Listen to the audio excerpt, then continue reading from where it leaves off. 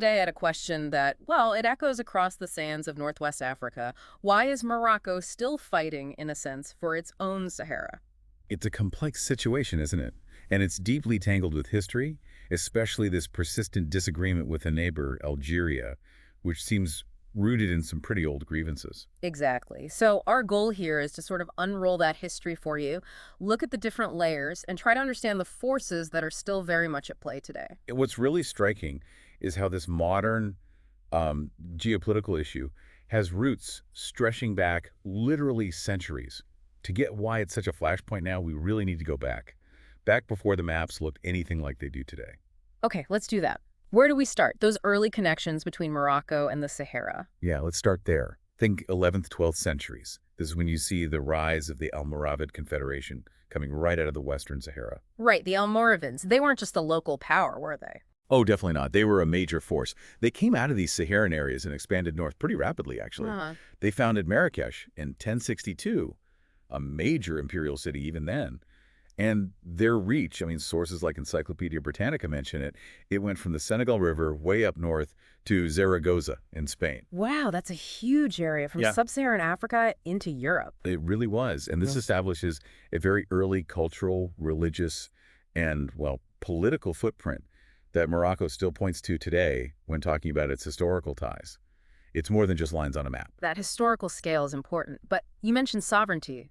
How did that actually work back then? It wasn't about fixed borders like we have now. No, not at all. Yeah. Especially in vast desert areas like this, sovereignty was, let's say, a more fluid idea. Hmm. What really mattered was allegiance, the bay'at. Fair. Yes, it's a personal oath of loyalty sworn by the tribal leaders, the nomad sheikhs, directly to the Moroccan emir or sultan. And this wasn't just a one-off thing. We know from sources, J.S. Storr mentions this, that this practice of renewing allegiance went on for centuries. It was this personal connection, this repeated affirmation, that really defined influence and belonging. So it's less about controlling every square inch of land and more about who the leaders acknowledged? Precisely. That was the defining factor for a very long time. Okay, so let's move forward a bit, say 13th and 19th centuries. Trade routes are developing, new groups are arriving. Did this Moroccan connection hold up?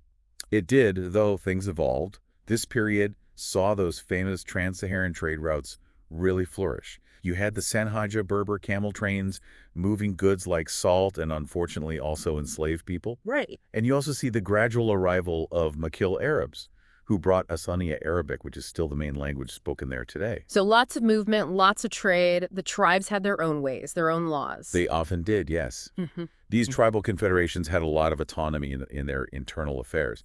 But, and this is crucial, there's a key indicator of that continued link to Morocco. Which was? The payment of zakat. This is the Islamic alms or tax. Ah. Sources like Wikipedia, real.mtech.hu, they detail how envoys from the Sultan would collect zakat from these Saharan tribes. And why is that so significant?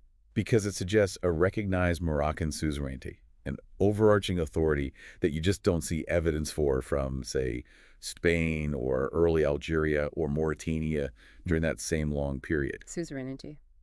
So influence and authority, but maybe not constant, direct day-to-day control. Is that fair? That's a good way to put it. It implies a recognized higher authority, even if the local reality involves a lot of self-governance. It sounds like a really interesting balance, autonomy, but still acknowledging the Sultan. Which brings us to these Moroccan ideas, Bled es-Siba and Bled el-Maxen. Can you break those down? Yeah, these are really helpful concepts for understanding how Morocco historically viewed its territory. Mm-hmm. Bled el-Maxen translates roughly as land of government. These were the areas, usually closer to the imperial cities, where the Sultan's administration was strong, taxes were regularly collected, his direct authority was consistently felt. And Bled es-Siba. That's the land of dissidents. Doesn't mean it wasn't seen as Moroccan, though. It often referred to more remote regions, mountainous areas, or these desert lands dominated by tribes, where the Sultan's direct grip was, well, looser. But dissidence sounds like opposition. It could involve resistance to central authority, sure, but the crucial point is that even Bled es-Siba was generally considered spiritually and fundamentally part of the Sultan's realm. The allegiance, that bey, still notionally existed. So the Sultan's tax collectors might only show up occasionally. Exactly. They might only enter these areas sporadically, perhaps after a show of force or when the Sultan needed to reassert authority. But importantly, there are records of sultans declaring jihad holy war when foreign powers threatened posts in the Sahara. Ah, so they would defend it, even if direct administration was patchy. Absolutely. It shows a consistent, long-term commitment to the territory as being fundamentally Moroccan, even the parts designated as Bled Asiba. This context is so vital as we get closer to the modern era, especially when European powers start drawing lines on maps, late 19th, early 20th century. Yeah, the Berlin Conference of 1884-85 is obviously a key moment for all of Africa. For the Sahara specifically, Spain ends up acquiring this long, about 1,200-kilometer strip along the coast. But did they actually control it, inland? Well, that's the thing. Sources like Wikipedia really emphasize that Spain never managed to exert full, effective control over the interior. It was largely coastal footholds. And Morocco's reaction, they didn't just accept this, surely. No, not at all. Morocco protested strongly against this carving up of territory it considered its own. But, in the power dynamics of the time, these protests were largely ignored by the European powers. Were there diplomatic efforts? Yes, Sultan Hassan actually sent missions to London and Paris trying to assert Morocco's historical claim over the Rio de Oro area, because a big part of Western Sahara. But it didn't work. Ultimately, no. It didn't stop the Spanish claim from being formalized, at least in European eyes. So Spain's setting up on the coast. What about France? France was busy establishing its protectorates over Algeria next door, and eventually over the Moroccan interior itself by 1912. Right, so Morocco ends up squeezed between French and Spanish zones. Pretty much. And you see this contrast develop. Morocco, or Rabat, trying to use diplomacy to resist colonialism and argue its historical rights, while Spain, Madrid, becomes increasingly focused on the economic potential, particularly those phosphates at Bucre. Ah, the phosphates. We hear a lot about those. They become a big factor later on. A huge factor. That dream of mineral wealth really starts to drive Spanish interest. Okay, so fast forward through the world wars. The mid-20th century brings decolonization. How does that change things for what was then Spanish Sahara? Well, the whole global atmosphere shifted. The UN gets involved, creating lists of territories that need to be decolonized. And importantly, in 1963, Spanish Sahara is formally put on that list. So internationally recognized as needing decolonization. Exactly. The UN classified it as a non-self-governing territory. This step was really pivotal, setting the stage for everything that followed. Did Morocco make its claim official around this time? Yes, absolutely. King Mohammed V lodged Morocco's first formal legal claim with the UN for the Sahara's reintegration. This is really the start of the modern diplomatic phase of the dispute. Which brings us to 1975, a huge year. The Green March. What exactly happened? It was remarkable. King Hassan II went on the radio in October 75 and called for a peaceful march into the territory. And the response was incredible. How many people? Around 350,000 unarmed Moroccan civilians. Men, women carrying Moroccan flags, copies of the Quran.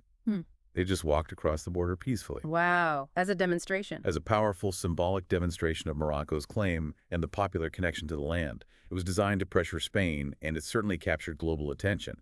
Eyewitness accounts talk about this almost festive yet deeply determined atmosphere. And this happened just after a major legal ruling, didn't it? The ICJ. Yes, timing was key. Shortly before the march, the International Court of Justice, the ICJ, issued its advisory opinion. It's a bit nuanced. How so? While the court acknowledged historical ties of allegiance between some Saharan tribes and the Moroccan Sultan. So it recognized those historical links we discussed. But it also said these ties didn't amount to territorial sovereignty in the way that would override the principle of self-determination for the people there. Crucially, though, it found no competing sovereignty claim that was stronger. Okay, so it acknowledged Morocco's historical ties, but didn't hand them sovereignty outright, and left the door open for self-determination. Precisely. It was a complex finding. So Spain is under pressure from the march. The ICJ opinion is out. What happens next? Spain decides to withdraw. In November 1975, they signed the Madrid Accords with Morocco and Mauritania. And what did those accords do?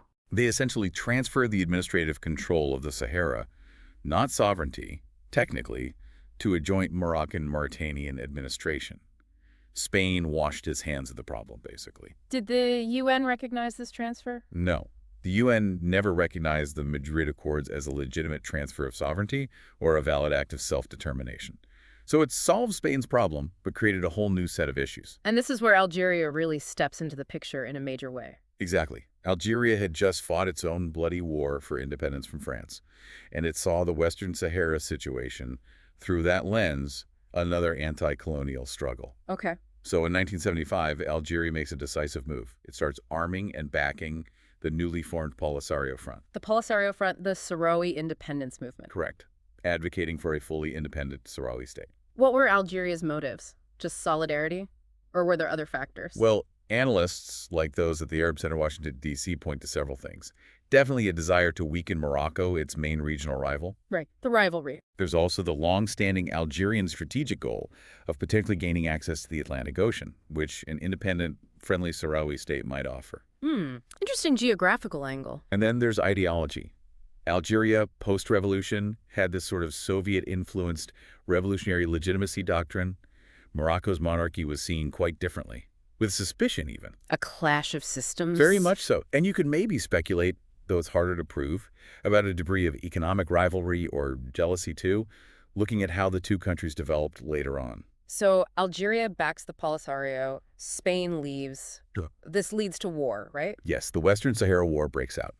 The Polisario, backed by Algeria, launches a guerrilla campaign against both Morocco and Mauritania initially. How did Morocco respond militarily? Morocco's main response, alongside fighting, was constructing this massive defensive sand wall, the Berm. It's huge, 2,700 kilometers long. Wow. To control territory. To consolidate control over the economically important parts of the territory and limit Polisario incursions. And it gradually expanded. Meanwhile, Mauritania found the war too costly and difficult. They pulled out. Yes. In 1979, Mauritania withdrew, renounced its claims, and made peace with the Polisario. Leaving Morocco and the Polisario backed by Algeria. Exactly. By the time a ceasefire came, Morocco controlled roughly 80% of the territory, mostly west of the Berm. The Polisario controlled the less populated areas to the east and south, operating mainly from the Tindouf refugee camps in Algeria. Algeria provided sanctuary in Tindouf. Yes. Those camps became and remain the Polisario's headquarters and home for tens of thousands of Sahrawi refugees. And the ceasefire eventually came in 1991. Yes, brokered by the UN. This led to the creation of MINURSO. The UN mission. What was its job? The UN mission for the referendum in Western Sahara. Its main goal was, as the name suggests, to organize a referendum allowing the Sahrawi people to choose between independence or integration with Morocco. But that referendum never happened. Decades later, still no referendum. Why? That's the core of the stalemate. The fundamental disagreement has always been over who should vote and what the question should be. Okay. Morocco has consistently argued for eligibility based on the Spanish census from 1974, plus descendants, and wants the option to be autonomy under Moroccan sovereignty.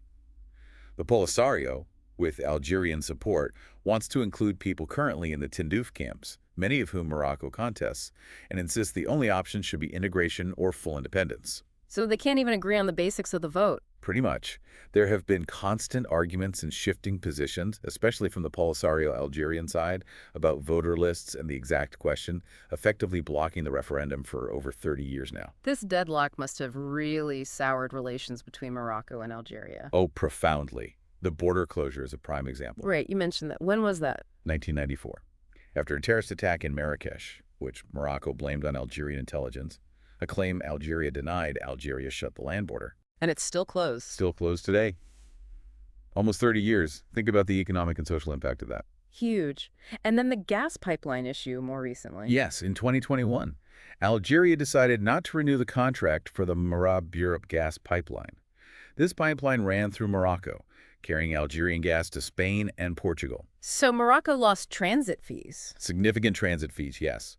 But most analysts saw it as primarily a political move, a way to punish Morocco and exert pressure related to the Sahara dispute and shifting alliances, particularly Morocco's warming ties with Israel and Spain's perceived tilt towards Morocco's position. It really does sound like a cold desert war, as some call it, fought diplomatically, economically. That's a good term for it now. Less direct fighting, more maneuvering on the international stage. Morocco formally proposed its autonomy initiative back in 2007. The autonomy plan self-governance under Moroccan sovereignty. Exactly, offering significant self-rule for the region, handling local affairs, while Morocco retains sovereignty, defense, foreign policy. And that plan seems to have gained ground internationally lately. It really has. There's been a noticeable shift. The U.S. recognition in 2020 was a major development. Right. Then you had Israel follow suit. Spain shifted its long-held neutrality towards supporting the autonomy plan as the most serious, realistic, and credible basis for resolution. And recently, France in early 2025 also signaled stronger support. So growing momentum for Morocco's position. Definitely. And this seems to be increasing Algeria's sense of, perhaps, diplomatic isolation on this specific issue. How has Algeria reacted to these shifts? Quite strongly. They severed diplomatic ties completely with Morocco in August 2021, citing various hostile acts. Severed ties entirely. Yes. And then more recently, in March 2025, they expelled some Moroccan diplomats. It shows a real hardening of their position, pushing back against this international trend. Okay, let's try to really nail down why Algeria remains so committed to blocking a resolution, supporting the Polisario. You mentioned several motives. Let's recap them. First, strategic depth. Right. The idea, as groups like Crisis Group have noted, is that an independent Sahrawi state, potentially friendly to Algeria, could offer it that desired Atlantic coastline access, breaking its sort of semi-landlocked status. Makes sense from their perspective. Second, regime legitimacy. Yeah, this is more internal. Yeah. For the Algerian government, especially the powerful military, championing the Polisario cause allows them to project an image of being defenders of self-determination, anti-imperialism. Yeah. It can be a useful tool to rally domestic support. Keep the focus outward. Perhaps it serves a domestic political function too. Third, hydrocarbon leverage, using gas as a weapon. Well, weapon might be strong, but certainly as a tool. As a major gas supplier, Algeria can, and arguably has, used energy policy to influence neighbors like Morocco and European customers like Spain, potentially linking it to their stance on the Sahara. The pipeline decision fits here. Okay. Fourth, regional leadership, simple rivalry. It's definitely a big part of it. Morocco and Algeria are the two major powers in the Maghreb. Morocco's recent diplomatic successes, its growing influence in Africa, things like hosting the Africa Cup. These are seen by Algiers as a challenge to its own regional standing. So trying to counterbalance Morocco's rise. That seems to be a factor, yes. Keeping Morocco bogged down in the Sahara dispute limits its regional projection to some extent. And finally, historical grievance. This goes way back. Right back to independence. The border between them was never fully agreed upon to Algeria's satisfaction. There was the brief Sand War in 1963 over border areas.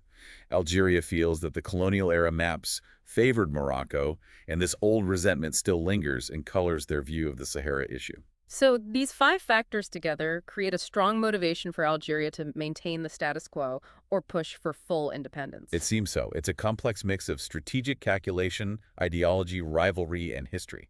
Given those motivations, how does Algeria actually practice this obstruction? What are the tactics?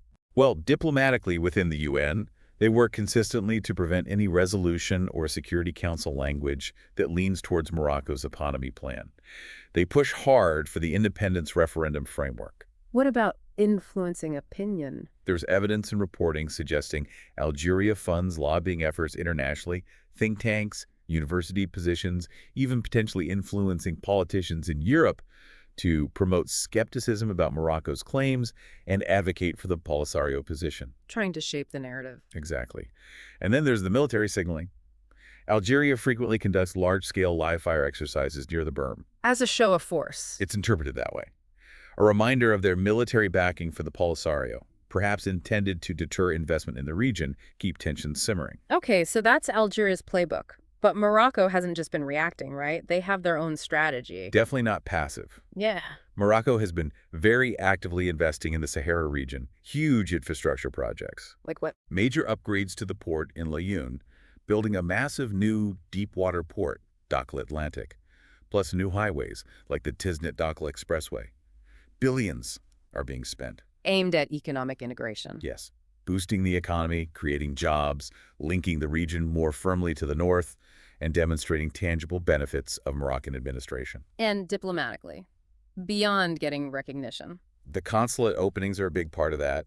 Over 30 countries, mostly African and Arab, but also others, have opened consulates in Laayoune or Dakhla since 2019. That's a strong signal. It's a very practical signal of recognizing Moroccan administration on the ground. Morocco is also investing heavily in human development universities, vocational training, renewable energy projects like solar farms. And security efforts. Yes, including things like the Royal Army's ongoing dangerous work of clearing landmines left over from the conflict along the Berm, making the area safer for the population. It's a multi-pronged approach.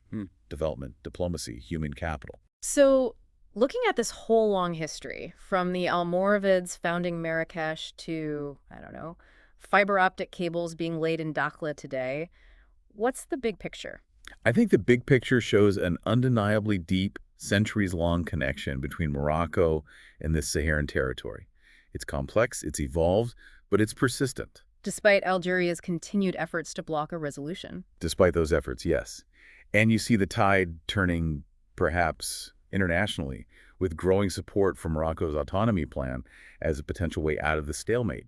The historical weight seems to align with that direction, too. It feels like the status quo isn't really sustainable indefinitely. It's hard to see how it is.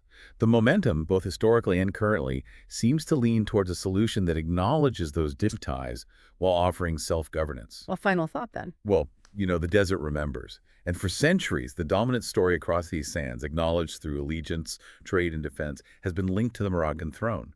That red and green flag has a very long history flying over this land. A really complex issue, but breaking down that history certainly helps understand the present. Thank you for walking us through all that. My pleasure. It's a story that's still unfolding. If you're loving the vibes, smash that like button, share it with your friends, and make sure to subscribe. Turn on the notifications so you're first to catch every new podcast drop.